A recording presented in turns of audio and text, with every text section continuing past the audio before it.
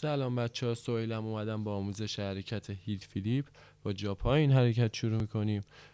پای پاپتون باید پایین تیل باشه، عقب تیل، و پای جلوتون هم طوری باشه که انگشتای پاتون بتونه خط اسکیت بورد رو بگیره.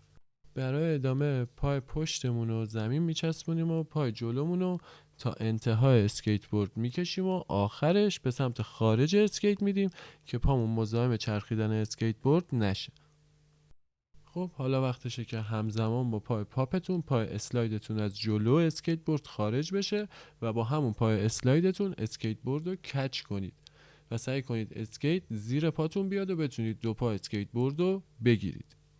و حتما یادتون باشه که شونتون باید صاف باشه و طوری بزنید که وزنتون رو بالای اسکیت بورد نگه داره که بتونید راحت تر اسکیت رو کچ کنید. نکته بعدی اینجاست که پای عقبتون بعد از پاپ حتما سریع بالا بره و پای جلوتون یعنی پای اسلایدتون همزمان با پاپتون از جلوی اسکیت بورد خارج بشه.